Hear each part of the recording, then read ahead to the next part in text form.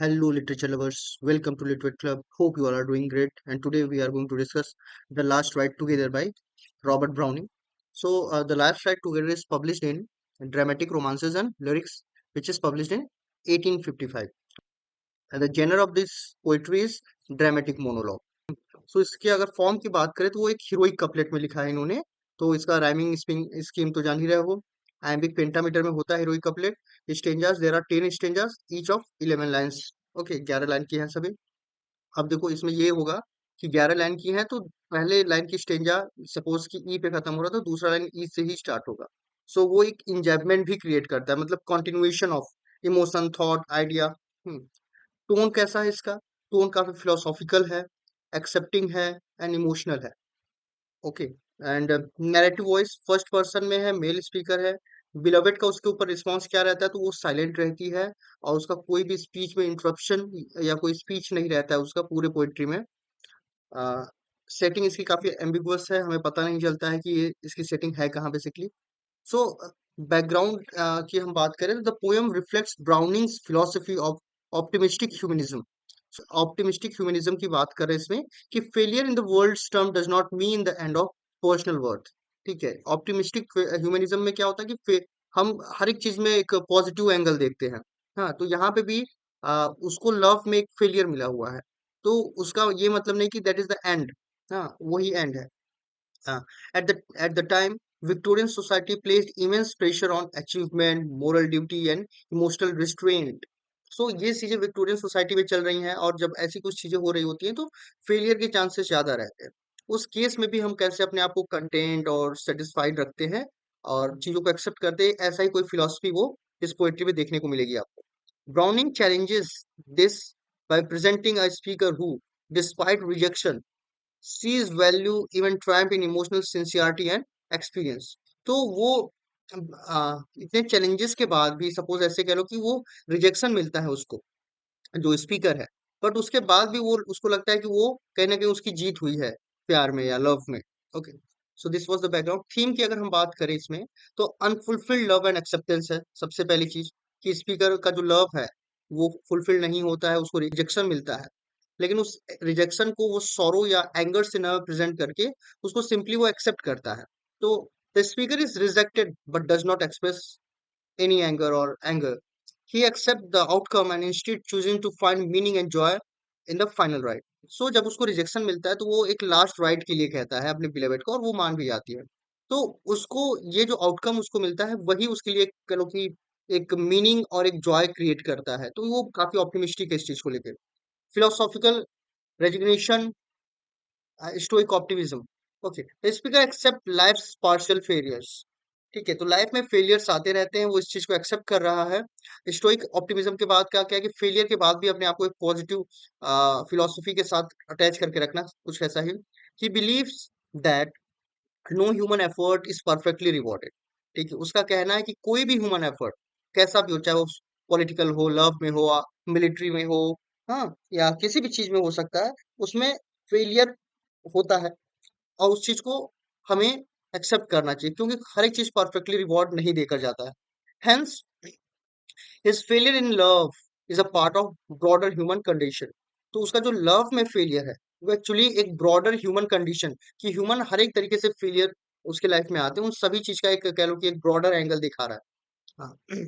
कार्पेडियम seize the day, ये एक philosophy है जिसमें हमें लिविंग इन द मोमेंट कहते हैं उसको, कि हम जहाँ पे हैं उसी लाइफ को एंजॉय करें, उसी टाइम को, उसी मूवमेंट को एंजॉय करें। तो the ride becomes a metaphor for making the most of what little time and opportunity one has. कि किसी के पास कितना टाइम है, कितनी अपॉर्चुनिटी है, जितना भी है उसको उसी मूवमेंट को एंजॉय करना चाहिए, ये एक मेटाफर वो दे रहा है। Ideal versus real. ठीक है, आइडियल लाइफ और एक रियल लाइफ, कि हम आइडियल इंस्पिरेशंस हमारे जो होते हैं वो रियल आउटकम से काफी डिफरेंट होते हैं, तो एक कॉन्ट्रास्ट भी हमें देखने को मिलता है। Accept that ideals often remain unfulfilled. ठीक है, और ये हमें एक्सेप्ट करना होगा कि जो हमने आइडियल्स, हमने ड्रीम्स और हमने अपने लिए एस्पिरेशन सेट करके रखे हैं वो अनफुलफिल भी रह सकते हैं। तो उस चीज को एक्सेप्ट करना, यही फिलोसफी है इस पोएट्री में। So the in the very first stanza में the speaker has been rejected by his beloved. तो उसके बिलोवेड ने उसको रिजेक्ट कर दिया है। Instead of reacting with anger और sorrow, he accept his fate.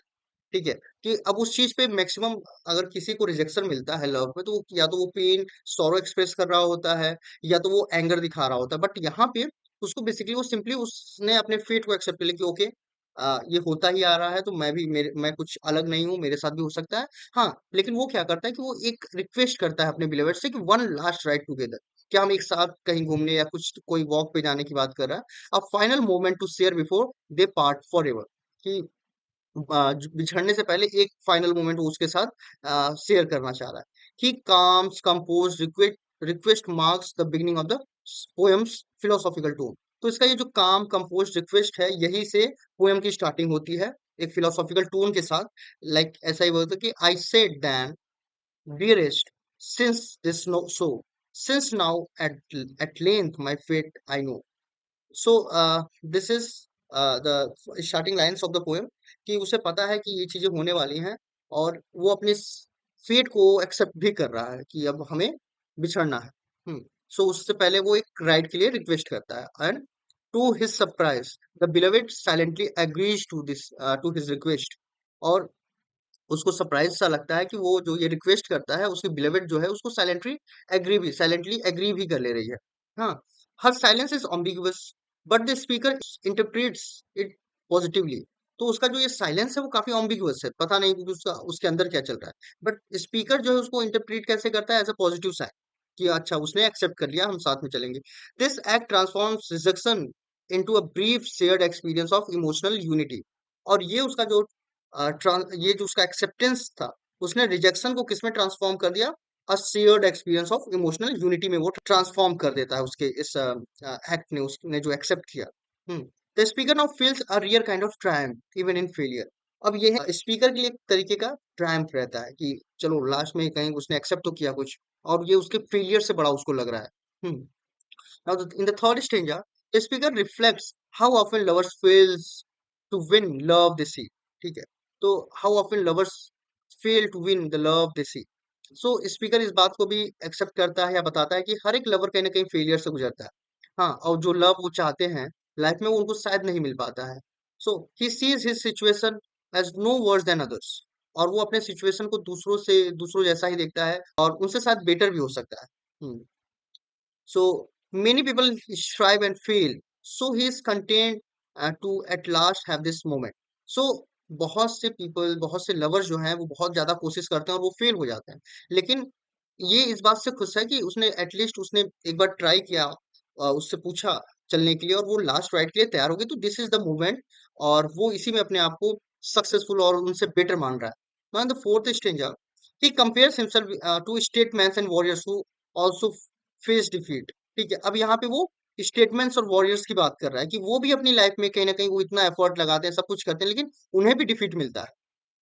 Even political and military heroes are often forgotten and unsuccessful. और पॉलिटिकल और मिलिट्री हीरोज जो है वो भी भूले भूले जाते हैं, उनको भी भुलाया जाता है, और वो भी अनसक्सेसफुल रहते हैं अपनी लाइफ में। So has failure is a universal experience, so not to bring shame. तो ऐसे वो कहता है फोर्थ स्टेंजा में कि इसलिए फेलियर जो है केवल लवर्स को नहीं मिलता, वो स्टेटमेंट्स को भी मिलता है, वॉरियर्स को भी मिलता है, पॉलिटिकल और मिलिट्री हीरोज को भी मिलता है। सो it is a universal experience, ये सभी एक्सपीरियंस करते हैं लाइफ में फेलियर। तो इस पे कोई शर्माने या इससे डिप्रेस होने की जरूरत नहीं है।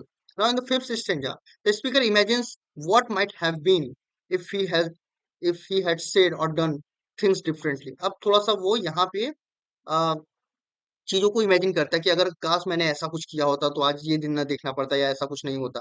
लेकिन अचानक से फिर वो इस चीज को कंक्लूड करता है कि ये जो स्पेकुलेशंस हैं वो पॉइंटलेस है। ये जो मैं ये जो इमेजिन कर रहा हूँ कि अगर मैं ऐसा रहता तो मेरी बिलीवेड मुझे रिजेक्ट नहीं करती, ये केवल एक पॉइंटलेस स्पेकुलेशन है। He chooses to focus on the present, not to regret और मिस चांसेस। सो अचानक से उसे फिर ये रियलाइज होता है कि मुझे अपने प्रेजेंट में ही रहना चाहिए। जो मैंने मोमेंट उससे रिक्वेस्ट किया है लास्ट राइड का, हमें उसे एंजॉय करने की जरूरत है, ना कि मैं रिग्रेट करूं या इस चांस को मिस करूं। रिग्रेट करूं कि मैंने ये लाइफ में क्यों नहीं किया या ऐसा किया होता। So this this shows the carpe diem philosophy, that is the day, that is live in the moment. जिस मोमेंट में है उसी को जीना चाहिए। तो ये चीज आपको यहाँ पे देखने को मिलता है। Now in the sixth stanza, he compares himself to a poet और artist who also lives for ideals. हाँ, सो अब वो अपने आप को किससे कंपेयर करता है, पोएट और आर्टिस्ट से। वो भी लाइफ अपना जीते हैं आइडियल्स के लिए, फिलोसफी के लिए, थॉट्स के लिए, एक परफेक्ट वर्ल्ड के लिए या एक परफेक्ट लाइफ के लिए।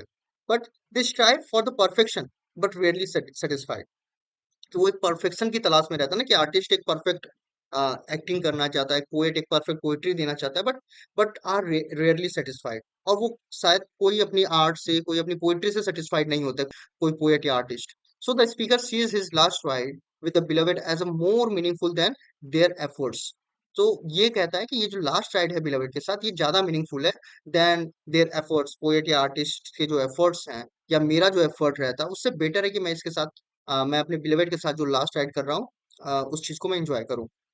Now the seven stanza, he considered the role of intellectuals and thinkers, those who explores life's mysteries. So वो अपनी लव को अलग अलग चीजों से कंपेयर कर रहा है, कि और सभी को कहीं ना कहीं लाइफ में फेलियर या अनसर्टेनिटी या फिर डिससेटिस्फेक्शन, अनफुलफिलमेंट मिलता ही मिलता है। हाँ, तो वो कहीं ना कहीं इस चीज को एक्सेप्ट भी कर रहा है कि तो लवर के साथ भी ऐसा होता है। So in the seven stanza वो इंटेलेक्चुअल और थिंकर्स की बात कर रहा है, those who explores life's mysteries, कि जो लाइफ की मिस्ट्रीज को एक्सप्लोर करना चाहते हैं। So even they often fail to find truth, so their success is uncertain. तो कहीं ना कहीं वो भी लाइफ में फेलियर या ट्रुथ को नहीं खोज पाते, उसको पाने में फेल रहते हैं। जो सक्सेस है वो काफी अनसर्टेन है। his emotional experience, though brief, feels more real and rewarding. So इससे उसको ये समझ में आता है कि जो ये जो लास्ट राइड वो कर रहा है बिलोवेड के साथ, ये जो उसका इमोशनल एक्सपीरियंस है, जो कि थोड़े ही समय के लिए, लेकिन ये काफी रियल और रिवॉर्डिंग है उसके लिए। हाँ, एट स्टेंजा में the speaker elevates his experience to the spiritual and eternal level. अब वो अपने इस एक्सपीरियंस को लास्ट राइड के उसको स्पिरिचुअल और इटर्नल लेवल पे देख रहा है। हाँ, he says the instant made eternity, कि ये जो प्रेजेंट मोमेंट है, ये मेरा इटर्नल हो जा रहा है। ये जो लास्ट राइड है, ये ये एक तरीके से टाइमलेस चीज हो जा रही है, suggesting that this moment feels timeless. और ये मूवमेंट जो है वो टाइमलेस जैसा लग रहा है, कि ये इनफाइनाइट, ये हमेशा ही चल रहा है ये। This ride with her may be short in duration but infinite in meaning. हाँ, कि वो राइड जो है वो शॉर्ट है भले ड्यूरेशन में, टाइम भले ही कम है, लेकिन उसकी मीनिंग जो है क्या है, वो काफी इनफाइनाइट लेवल पे है। Now in the ninth stanza he reflects death and after life. अब यहाँ पे डेथ और आफ्टर लाइफ की बात कर रहा है वो, कि who knows what heaven holds, किसको पता है कि फ्यूचर में क्या रखा है, भगवान आगे क्या लिखा हुआ है, ऐसा कुछ। Perhaps this moment, this ride together is heaven itself. ये जो मूवमेंट है, ये जो ये जो राइड है टुगेदर जो साथ में कर रहे हैं, यही अपने आप में कंप्लीट है। यही अपने आप में पूरा संसार है, करो तरीके से। thus he finds peace and containment even in a romantic rejection। और तो ये पीस और कंटेनमेंट उसको मिल रहा है, काफी सेटिस्फाइड हो रहा है वो। और ये भले ही उसको एक रिजेक्शन है, लेकिन उसमें भी उसको काफी शांति और कंटेनमेंट का फीलिंग हो रहा है। Now the last stanza. Okay, so the poem concludes with the speaker expressing emotional triumph. तो यहाँ पे कंक्लूड करता है कि स्पीकर जो है उसको एक तरीके से इमोशनल जीत मिली है, भले वो रिजेक्ट हुआ है, but he is somewhere wins love में, उसको एक तरीके का कुछ काफी अच्छा एक्सपीरियंस हुआ। He found dignity in failure. अब उसे फेलियर में भी एक डिग्निटी दिख रही है। Choose to rejoice in the present, और वो उस प्रेजेंट को रिजॉइस कर रहा है, जी रहा है। The ride become symbolic of life itself. और ये जो राइड है, लास्ट राइड, ये लाइफ को भी हम सिंबलाइज कर सकते हैं, उसको मेटाफर दे सकते हैं, कि हमारी लाइफ भी कैसी है, काफी ब्रीफ है, इम्परफेक्ट है, बट ब्यूटीफुल है। ही एड्स अ होपफुल टोन। और इसकी जो बेसिकली जो भी रिजेक्शन वाली पोएट्रीज होती हैं, वो एक सॉरो या एक पेन के साथ खत्म होती हैं, बट इसकी एंडिंग क्या है, होपफुल है। Cherishing the ride as a kind of victory. और ये जो राइड है उसको एक तरीके की विक्ट्री उसको दिख रही है। हाँ, वो क्या कह रहा है, who knows but the world में एंड टू नाइट, कि उसको लग रहा है कि क्या क्या पता, ये जो राइड है इसके बाद ही वर्ल्ड खत्म हो जाए। हाँ, and heaven just prove that right. और हेवन कह लो एक तरीके से कॉस्मोस ने इस मेरी राइट को कंप्लीट कर दिया, प्रूफ कर दिया, and that is what I want. और ये ही मेरी लाइफ का कह लो कि कंटेनमेंट है, और इसी के सहारे मैं जी लूंगा, ऐसा कुछ कह लो। This is the end of the poetry. ना अगर इसमें लिटरेरी डिवाइसेस की बात करें, तो इसमें मेटाफर है। मेटाफर जो जो राइट की बात है, द लास्ट राइट, वो मेटाफर है लाइफ और लव का। हाँ, आयरनी देख लो इसमें, कि वो रिजेक्टेड है, बट वो उसको अपने आप को विक्टोरियस फील कर रहा है। एलिब्रेशन लाइफ लास्ट राइड। इंजैपमेंट हमने बात किया, कि एक मीनिंग या एक थॉट जो है वो पूरे स्टेंजास में एक ही कंटिन्यू चला जा रहा है, तो ये एक तरीके का एक इमोशनल कंटिन्यूएशन भी देता है। हाँ, सिंबलिज्म, जो राइट जो है अपने आप में सिंबलाइज कर रहा है किस चीज को, इटर्निटी को, इमोशनल क्लोजर को। हाँ, इमेजरीज भी है, रोमांटिक लैंडस्केप की बात हो रही है, ठीक है। So this things are literary devices in the poem.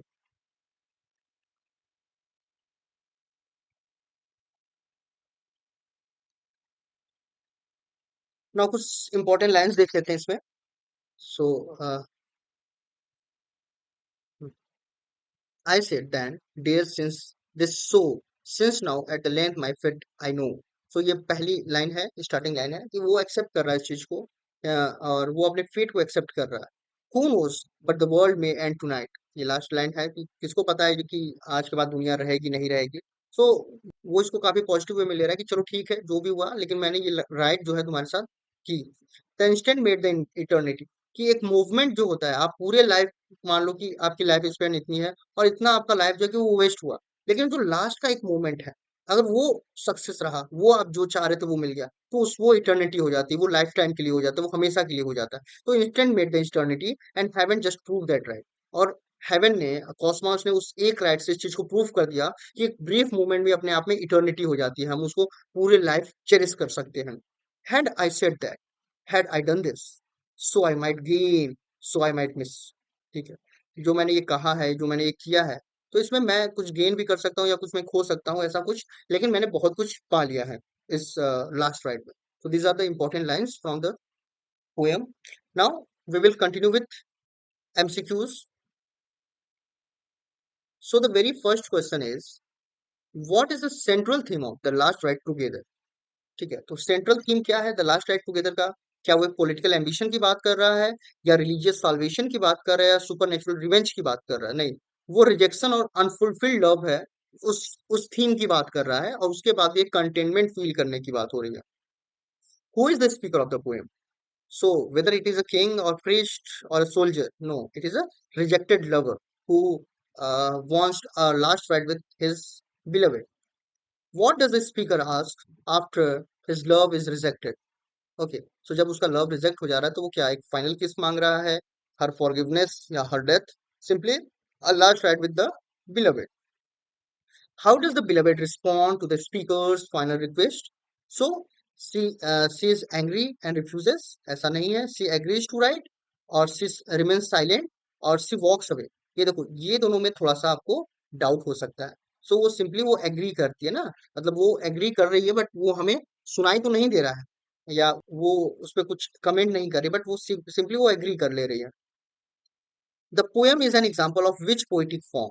So it is a, whether it is a sonnet, sonnet 14 lines का होता है, और इसमें तो 10 स्टेंजाज ही हैं। ओड है नहीं, बैलेड है नहीं, ये एक सिंपली एक ड्रामेटिक मोनोलॉग है। ड्रामेटिक मोनोलॉग के लिए टेनिसन और Robert Browning are the famous poets. How many stanzas are there in the poem? Poem में कितने स्टेंजाज हैं? तो हमने इस पे बात की थी। उसमें 10 स्टेंजाज हैं of 11 lines. The rhyme scheme of each stanza in the poem is, तो हमने इस पे बात किया था, वो हीरोइक कपलेट रहता है। सो हीरोइक कपलेट में हमने बात की थी, A B B C C D D ऐसे कंटिन्यू रहेगा। Okay, so eight one is, the poem belongs to which literary period? Poem जो है किस लिटरेरी पीरियड से बिलोंग कर रहा है? So whether it is romantic, Elizabethan और modern? No, it is Victorian age. So both Robert Browning and Tennyson belongs to Victorian age along with Matthew Arnold. The poem celebrates which philosophical idea? So whether it express Hinduism, nihilism, carpe diem, seize the day, or stoicism?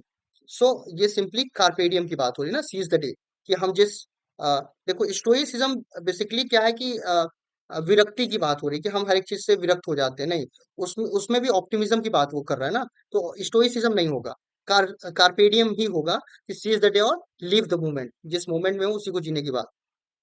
Which literary device is predominant in the poem? So whether it is dialogue, dialogue तो होगा नहीं, monologue रहता है, dramatic irony, metaphysical conceit, interior monologue. So somewhere it is interior monologue, वो अपने से ही बात कर रहा है ना, और वो उस राइट पे उस अपने beloved के साथ बस जा रहा है। So the last ride in the poem can be interpreted as हाँ, a metaphor of life's final journey। उससे हम इसको कंपेयर कर सकते हैं, ना ड्रीम से, या पॉलिटिकल एक्ट से, या एक्चुअल स्केप से नहीं। हम simply, last ride is like a metaphor, life की जर्नी जो है अपने आप में भी वो भी मेटा लास्ट राइड जैसी है ना। डेथ होगा, उसके बाद फिर से आप वापस नहीं आ सकते हो। So that is, what is the tone of the speaker in the poem? Speaker का टोन कैसा है? वेंजेंस से भरा हुआ है, सार्कास्टिक है, कंडेमिंग है, सिंपली वो कैसा है, resigned yet optimistic. In which year Last Ride Together published? So it was published in 1855. In which collection does the Last Ride Together appears? So it appears in Dramatic Romances and Lyrics, which was published in 1855. The speaker compares himself to, speaker अपने आप को क्या एक king से compare करता है, एक philosopher से, एक गॉड से नहीं, सिंपली वो एक बार सोल्जर से कंपेयर करता है, पोएट से भी कंपेयर करता है और स्टेटमैन से, कि सभी लाइफ में सभी को फेलियर मिलता है, वो अकेले एक लवर, एज अ लवर उसको फेलियर नहीं मिल रहा, सभी को फेलियर मिलता है। According to the speaker, what do all efforts in life lead to? Fulfilment? नहीं, कभी नहीं। डिस्पेयर? नहीं। डेथ? नहीं। लाइफ में आपको पार्शियल सक्सेस और फेलियर दोनों चीजें मिलती हैं। 17 है, what kind of philosophical outlook does the poem reflect? Fatalism, atheism, and determinism? Simply optimistic resignation, कि रेजिग्नेशन उसको एक तरीके से रिजेक्शन तो मिल रहा है, बट वो ऑप्टिमिस्टिक है उस चीज को लेके। The poem ends with speakers imagining heaven being like this ride, rebirth, eternal damnation, or love returning. Simply heaven उसके इस राइड को प्रूव कर रहा है, that is something eternal. हाँ, the speaker tries to find solace in forgetting women, self-pity, beauty of the movement, choosing the beloved. So simply beauty of the moment. Next है, which base defines Browning's use of dramatic monologue in this poem. So whether the speaker engage in a dialogue with others, dialogue की बात जहां पे भी होगी वो dramatic monologue होगा ही नहीं, क्योंकि ड्रामेटिक मोनोलॉग में सिंगल स्पीकर होएगा और डायलॉग में हमेशा दो स्पीकर्स रहेंगे minimum. The speaker reveals inner conflict through his speech, जो कि सही है। A narrator comments on the speaker, narrator की बात ही नहीं है कि जो कमेंट कर रहा है। The beloved respond in alternate stanzas, बिल्कुल नहीं। सिंपली स्पीकर अपने अंदर अपने इनर कॉन्फ्लिक्ट को स्पीच के थ्रू बता रहा होता है। The speaker compares his situation to which of the following careers? तो किसके किसके करियर के साथ वो अपने इस सिचुएशन को कंपेयर करता है? तो न किंग, फार्मर और थीव के साथ नहीं करता है, लॉयर, पेंटर, साइंटिस्ट। तो पेंटर की बात तो है, आर्टिस्ट की बात है, बट लॉयर और साइंटिस्ट की बात नहीं है। स्टेटमैन, पोएट, सोल्जर्स, इनके साथ तो कंपेयर करता है। प्रोफेट, सेलर, मर्चेंट, इनके साथ भी नहीं करता है। तो सिंपली स्टेट्समैन, पोएट और सोल्जर, इन तीनों के साथ अपनी लाइफ को कंपेयर करता है। The women's silence during the ride implies, जो उसकी बिलवेड है वो शांत है पूरे राइड में, वो क्या इम्प्लाई कर रहा है? Whether is disdain, agreement, mystery and ambiguity और joy? So it's simply mystery and ambiguity, क्योंकि हमें नहीं पता कि क्या हो रहा है। The poem's final line expresses despair, anger और इंडिफरेंस? नहीं। A hope that heaven may resemble this moment, ठीक है, ये चीज, इसको वो एक होप के साथ, एक ऑप्टिमिज्म के साथ वो एंड कर रहा है। The phrase life areas refers to physical debt, unfulfilled desire, financial loss, since life से एरियर्स बकाया की बात है, लेकिन यहाँ पे क्या है, अनफुलफिल्ड डिजायर से रिलेटेड है वो। ठीक है, कि लाइफ में बहुत सी ऐसी चीजें होती हैं जो कि फुलफिल्ड नहीं होती हैं हमारी। What does the speaker feel about success and failure in life? They are essential opposites. Success is always rewarded, failure is universal, or everyone fails to achieve perfect satisfaction. So this is the perfect option, कि life में हर एक person कहीं ना कहीं fail करता है achieve करने में परफेक्ट सेटिस्फेक्शन लाइफ में, कि जो ऐसा जैसा वो लाइफ होप करता है वो लाइफ उसको लाइफ में मिल नहीं पाती, वैसी लाइफ उसको मिल नहीं पाती। The speaker imagines the ride as a movement of emotional torture, complete triumph, personal glory, bliss and transcendence. So it is a blissful and transcendence to him. Okay, कि वो कहना कि इससे blissful और वो इस चीज को इटर्नल समझ रहा है। ओके, कंप्लीट ट्रायम्फ तो उसको मिला नहीं, ट्रायम्फ वो फील कर रहा है लेकिन कंप्लीट ट्रायम्फ उसको मिला नहीं है। What emotion is primarily absent from the poem? Poem से कौन सा जो है कि एब्सेंट है प्राइमरली? तो सो उसमें सैडनेस भी है कहीं ना कहीं, थोड़ी बहुत जेलिसी भी दिख रही है, ग्रेटफुलनेस भी है, लेकिन रिवेंज की बात कहीं नहीं है। रिवेंज नहीं है इसमें, कहीं भी आपको रिवेंज नहीं दिखेगा। According to the speaker, what is better than winning the woman? So it is simply having the last ride with her. Next है, Browning is known for his, so simply use of dramatic monologue. The speaker reflects that all human ambition ends in, हाँ, partial failure. ठीक है, कहीं ना कहीं failure में ही, partial failure के साथ ही एंड होते हैं। Next question, what does the speaker suggest about the future?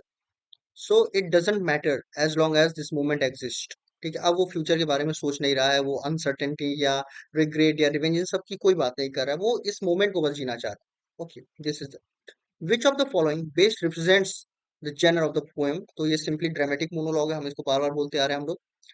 what is the speaker's attitude towards rejection? So whether he is angry with rejection or depressed or humiliated, नहीं, simply वो calm and reflective है।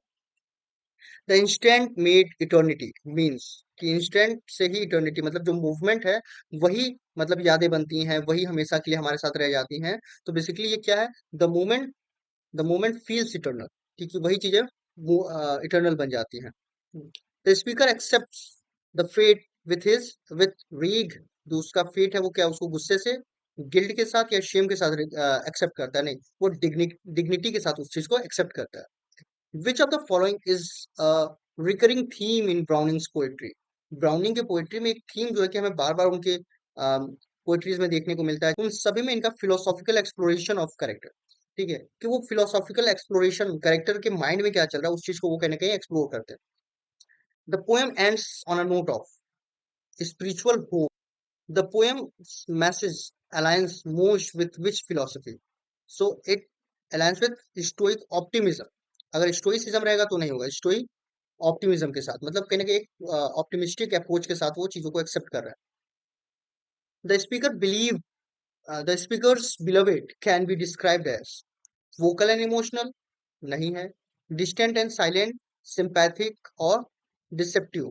So it is simply says distant and silent, वो चीजों को से distant है और वो silent है भी है। हाँ, who knows but the world may end tonight reflects apocalyptic prophecy, deep fear, seizing the moment, ironic detachment। तो सिंपली वो सीजिंग द मोमेंट की बात कर रहे हैं कि ये जो मूवमेंट है वही अपने आप में कंप्लीट है। हाँ, क्या पता कल को दुनिया हम रहे ना रहे करके ऐसे concept. What does the speaker compares love to? Love to war से कंपेयर करते हैं, नेचर से कंपेयर करते हैं, अ गेम ऑफ चांस, और या आर्ट से कंपेयर करते हैं। तो simply it is a game of chance कि किसी के साथ अ, उसको लवेड बिलवेड उसकी मिल जाती है, किसी को नहीं मिलती है, तो it is a kind of game of chance और fate you can say. The poem uses which imagery predominantly, कौन सी इमेजरी बार बार इसमें यूज हो रही है? सो it is simply sensual imagery. Senses की बात हो रही है, उसका हाथ पकड़ या साथ में चलने की बात हो रही है, तो ये सेंसुअल इमेजरी है। which poetic technique is used in the line my whole heart rises up? तो सिंपली एक तरीके का इसमें क्या, ऑक्सीमोरन तो कहीं दिख नहीं रहा है, इंजैबमेंट एक लाइन में होता नहीं है, एल्ट्रेशन भी नहीं दिख रहा है, तो यहाँ पे ये हाइपरबली है। What is speaker's conclusion about life's goal? Life के गोल्स को लेके उसका क्या कंक्लूजन रहा है? तो they usually disappoint, they always fulfilled, ऐसा नहीं होता है। दे लीड अ पर्सनल रूइन, वैसा भी नहीं होता है। हाँ, दे कैन बी इग्नोर्ड, नहीं, कभी नहीं। So simply they are usually disappointment की बात होती है। The speaker considers himself fortunate because he is young.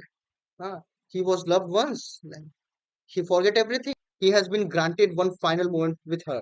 ठीक है, कि वो उसके साथ एक लास्ट मोमेंट वो एंजॉय कर सकता है। How does the speaker evaluate art and poetry in comparison to love? So they are also equally unfulfilled। ठीक है, वो superior नहीं है उससे, they are eternal rewards ऐसा भी नहीं है, they are weak ऐसा भी कुछ नहीं है, they are equally unfulfilled, वो भी unfulfilled ही है।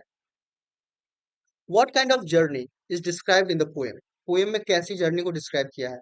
so it is whether it is symbolic, completely mental और religious pilgrimage, नहीं, सिंपली क्या है, कैसी जर्नी है, फिजिकल एंड इमोशनल, साथ में चल रहा है, दैट इज फिजिकल, और उसके साथ साथ कहीं ना कहीं अपने इमोशंस को भी शेयर कर रहा है poet, so that is emotional. The speakers views the ride as a funeral, a moment of mutual love, a symbolic parting, or a triumphant farewell. So it is a symbolic parting. What does the speakers believe about heaven? Heaven के बारे में speaker का क्या कहना है? So it is unreachable, या it is unimportant, या it is punishment. It may be just like this ride. हो सकता है कि वो जिस इस राइड में जो फील कर रहा है, जैसा उसको चीजें समझ में आ रही वैसा ही हेवन होता हो।